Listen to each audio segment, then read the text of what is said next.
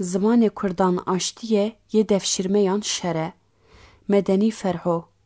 Serê salê binê salê, Xwedê aqilekê bide lîderên dewleta Enqerê. Ev zimanê Kurdan yê serê salê ye. Bêguman her gel bi zimanê xwe ser salê pîroz dike. Li rastiyek heye ku zimanî pîrozkirina gelên li Rojhilata Navîn bi taybetî ya rayedarên dewleta Enqerê wek helbesteke li ser parçeyek kaxizê ye û winda ye.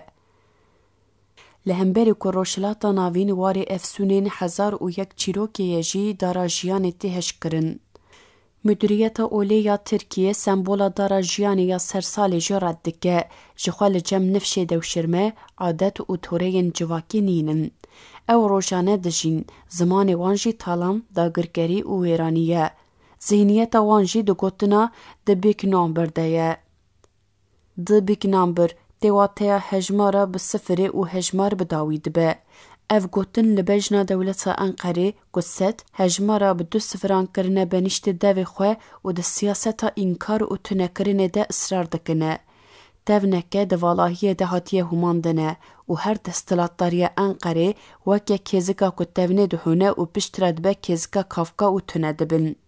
Tevna di valahiyê de dewleta Enqerê 100 salin ji kaos û krîzan rizgar nekiriye. Niha jî krîz û kaosa herî mezin a dîroka xwe dijî. Ji bo vê jî ez ê gotina zimanzanê Tirk Macîd Göktürk a salin desthilatdar yên Enqerê deriya ber bi pêş ve dirêj dibe de berepaş û li dijî cewherê jiyanê dimeşin bibêjim. Ev dojeheke di dojehê de ye, lêzora dewşîrmeyan ziman kilîtkirine û dixwazin gotina pêşî û başî ew bêjin. Ev jî li dijî diyalekîtika jiyan û dîrokê ye. Dewleta Enqerê 100 salin li dijî Kurdan hem şerê çekdarî dike hem şerê veşartî dike. Şerê veşartî şerê herî dijwar e. Li ser bingeha psîkolojiya tirsê û dûrkirina ji rastî û nirxên civakî tê meşandin. Dewleta Tirk hîna di sala 1919 de bi beyana Amasya ev taktîk kire pratîkê û heta îro dimeşîne. Şerê bêdeng mirovan sax dike gorê. Min jî dikir û nedikir nikaribû navekê li vî şerê bikim. Min di gelek nivîsên xwe de behsa katibên gundan, qançor, rêce, bürokrasiya li bajar û navçeyan, müdürên nahiyeyan şana îsmet kiriye. Lê têra bersivê şerê veşartî nedikir. Diranê çerxa şerê veşartî û bêdeng car caran di rengê romiyan de li gundan de xuya dikir, di dibistanên qirkirênê de xuya dikir. Lê min nikaribû navekê lê bikim. Piştî ku min hevpeyvîna sala 1907 li ser seyf û firmana Süryaniyan bi gebr û îsazet de çalmera kir û piştî 5 salî weke pirtûk weşand. Duyemîn, min bîranînên derdora 20 rojan li nexweşxaneya Saint Lac de 489 nivîsîn û got. Her vinca li ber blokek betonî sistema koletiya spî bihêz dike. Sêyemîn, piştî xwendina pirtûka Îtalo Calvino bajarên nayîn dîtin ku di rûpela 11 de dibêje ji dilê bajarên ku jiyan heram kiriye hestên mirovan bloke dikin. Mirovan lal û zincîr dikin. Şerê veşartî yên li dijî Kurdan di serê min de bikewde bû. Di encamê de min got, her çi qasî rewşenbîr, akademîsyen û rojnamevanên Kurd dewşîrmeyan weke gelê Tirk binav bikin jî ew bizê colin, bizina nojekin. Zimanê Kurdan ji zimanê dewşîrmeyan cuda ye. Di pîrozkirina sala nû ya 2025 de jî rayedarên civaka çêkiriya Tirk helbesteke li ser parçeyek kaxiz hatiye nivîsandin xwendin, bi taybetî Reîs Erdogan. Piştî wê peyamê min strana serê salê ku zarok dema li malan digerin dibêjin anîbîra xwe. Di koma zarokên li ser salê digerin de pîrê salê, qirdik, civanê salê û bûka salê hene. Pîrê salê sala bûrî temsîl dike, ciwanê salê sala nû temsîl dike, bûka salê jiyanê temsîl dike. Qirdik jî her cure angajman, jest, motif û tevgerên veşartî û eşkere yên di jiyana rojane de temsîl dike. Sersala Kurdan jî naşibe sersala dewşîrmeyan. Di sersala Kurdan de gelek caran civata li malekê qirdik û ciwanê salê bi efra bera hev didin. Di teatroya zarokên salê de nabe ku qirdik û ciwanê salê bi efra hev bigirin. Lê civat li malan bi wesifdan, naftêdan û temakirina bi pereyan qirdik û ciwanê salê bera hev didin. اگر قردک پشتا جوان ساله لعرده بده ناکوکی، کریز و کاوس دست بیدکن یعنی هیوی و داخوازین سالانو جی تول هفده بن. جبو ویجی من هفوکا دست بیکی یا 14 چارینین سرسال گوهرد و به دستلاتدارین انقره و گریدا. جبر کو راسیونالیته تکنولوژیک به جیانا مروان ربویه گوری فکر خربوقی. دیسه جی هر کس بگوتنا جیهان بچوک بویه بکارتینه بلکه اف گوتن راسته لی زمان آشتی و آزادیه زمان دموکراسی و عدالتش هف دور کتیه. لو ما امن کارم بچوک بینا جیهانه وک اوتوپیا بناو بکن. دسپوتین اپیلپسیک، ملانکولیک و نارسیست سردستی جیهانینه. جبو ویجه دوی ام بچاوین ماکروسپیک لهناندنا تونین سیاسی بنیرن.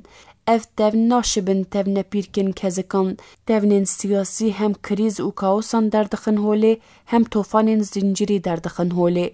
مینا کاویجی ترکیه و ام دکارن بیجن تکنولوژی بختواری نانیه جهانه بلکه خوشیانی به لبوی خوشیه را کولتیا سپی تونکرنا بتوزا کیمیاوی و گلک نخوشی آنینه.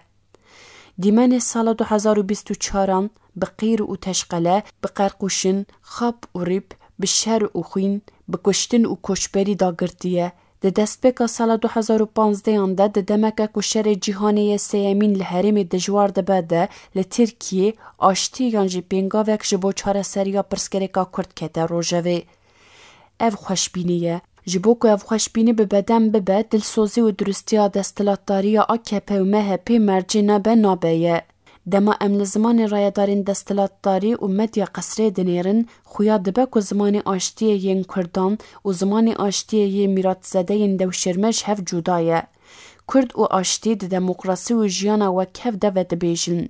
میرات زده ین دوشرمجی آشتی ده یکن که اردوغان هر روز به تلیان ریز دکه و تینه زمان ده دبینه. دیسا جی ام هیوی دکن که سال 2025 ببه گیشتنا پنپینیکا دریه آشتیه. دری بیوکرین و گاوا یکمین آکتنا هندر بیکوره. مطابقات دولما بحچجی زمان دوشرمیان ببالس ببخت داکو دولاب هیله لیستک نیق و تشقله لبر چاوین مایه. کرد دبیجن ببختی لبختین خوکرین. روزنامه‌وان مدیا دوشرمه هر دم تکلداری میتا ترکن. فکرت اوتیام در رپورتاژن لباکوری کردستان بناوی گده آماده دکرن ناوی ولات پاریزن کردن ویسین. د داربه اسکری سال 1907 ایده به سدان ولات پاریزن کرد هاتن گرتن. ایروژی لباکوری کردستانی لمتروپولین ترکیه به تایبتی لسوریه و عراقی روزنامه‌وان مدیا ترک دوشرمه به میتره کار دکن. زمان وانجی جه اتیکتین روزنامه‌وانی دوره. جبو که روزنامه‌وان مدیا آزاد راستین شر قریج آشکره دکن دبین آرمانجا ارتشا ترک و تینه شهید کرن. هر کسی که بحث شر جهانی سیمین دکه میناکن شر یکمین و دویمین یه جهانی دده. اب فوتوغرافه که بخوینه و جبو درگرتن جی گرینگه. لعقوبت لیدرین شر جهانی دویمین جی دیاره. کسی که بحث شر جهانی دکن وکلیستکا سانترانجی فیل حسب شاه وزیر و پیونان باش ریز دکن. لکرمی ده دارا ساترانج ده نابینن. نابیجن که دوشرمین ایتات و تراکی دستی دور و کجداری ده چکرن هم وکا گرز بکارتینه هم وکا آسای موسا بکارتینه. تئوری و شمایک بویرنگی هزا وکتورین بدن امروه کرد تک دبه. بدن جراست راسیونالیزم ذهنی خاطبه خالی کرن کوله دبه. اف روشا کامباخ به تفگر آزادیا کرد و عبدالله اوجلان هات اشکره کرن لیتونه نبو. ده شر جهانی دویمین ده بومبه اتمی هات آویتن. گلو روشا ایرویا شر جهانی بقاسی بومبه اتمی باندورک خراب لجواکان نکریه. برسوا پرسی ده حمله تا شکسپیر که ده بیجه هم خودی میجیه کفیکینه هم دراده پسیکولوژیک و سندروم ده نخوشنده. برسکتن گلو عقوبتا لیدرین شر جهانی سیمین و ببچه. برسوا پرسی ده هلوستا لیدر دوشرمه رئیس عنیا ترک و اسلام اردوغان ده. بیشتی بانگا باخچلیا دا غلطا لبربرز عبدالله اوجلان چونا شانده دم پارتیا امرالی و دست نشان کرنا هفت خالین جبو چاره سریه و دستنیا اردوان کفش بکه. اردوان ده پیام سرساله ده گوت ام دکارن کل مادله بکن قدیفه ده بکار بینن. ev gotin encama zihniyetek kufiki û sendroma Stockholm'e ye. Em hinekî din vekin. Bi qasê zimanê şer û aştiyê, bi qasê zimanê siyasî û bazirganî, bi qasê zimanê ragihandin û perwerdeyiyê, bi qasê zimanê helbest, dengbêjî û wêjeyê, zimanê mîmariya civakan jî ji hev cuda ye. Xala herî girîng ku mîmar û akademîsyenên Kurd li ser ranawestin ev ziman e. Zimanê mîmariya Amedê ya Sêrtê, Wan, Cizîrê, Hewlêr, Xalbûbê, Şirnex û Hewd zimanê Kurdî ye. Mîmariya Mêrdîn, Midyad û Hezex zimanê Suryanî ye. Balkêşe zimanê mîmariya dewşîrmeyên Tirk nîne. Stenbol û metropolên Tirkiye zimanê Bizansyan e. Mîmariya li Anatolya, Ege û Derya Reşê zimanê gelên cuda ye. Belkî zimanê mîmariya blokên dawî yên li metropolên Tirkiye zimanê nû yê Tirkiye. Zimanê nû yê Tirkî ji çavkaniya wêjeya klasîk a dîwane tê xwedîkirin. Mîratsedeyên dewşîrme piştî ku navçeya Amed Sûr wêran kirin, mîmariya bi zimanê Kurdî tune kirin û navçe jî bi zimanê mîmariya Talado ava kirin. Dewşîrme li her qada jiyanê fantazî û xeyalên dîrokî dikujin. Ji bo vê jî hem aqilê Kurd yê siyasî, hem aqilê Kurd yê hiqûq, hem aqilê Kurd ê ragihandinê, hem aqilê Kurd ê civakî, hem aqilê Kurd ê wêjeyê, hem aqilê Kurd ê mîmarî tune dikin. Bi kuştina heskîfê, nirxê avakirina bajarên jeolojîk yê Kurd û gelê Suryanî jî tune kirin. Bajarên jeolojîn yên dibinê erdê de ne, Kurdan Suryaniyan û gelê nebatî bajarên jeolojîk avakirine.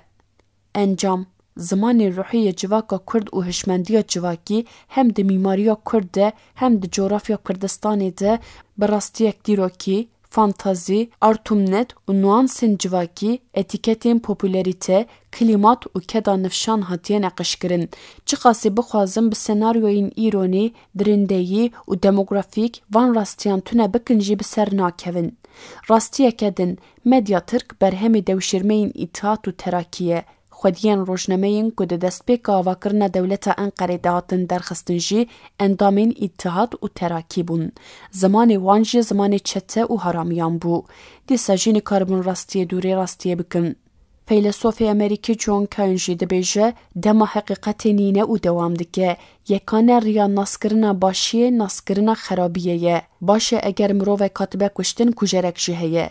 Divê bûyera kuştî û kujer were vegotin. Ya duyemîn, eger li Kurdistanê komkijî têne kirin, hêzeke ku van komkijiyan dike jî heye. Divê ew komkijî û hêza komkijiyan dike werin vegotin. Karê medya azad jî ev e. Lê dewşîrme ji bo rastiyan veşêrin rojnameyên Kurd dikin armanc. Bi yek gotinê bi înkarê û êrîşan dîrok wilo bi hêsanî bi dawî nabe. Dewleta Enqerê û desthilatdariya AKP û MHP wê nikaribin bi Ütopya Osmanî, bi nîgarkeşiya Atlasa Emperyalî û îroniyên di qesra Bêştepe de encamê bi dest bixin. Kurd êdî bi nirxandinên psîkoanalîtîkî naxapin.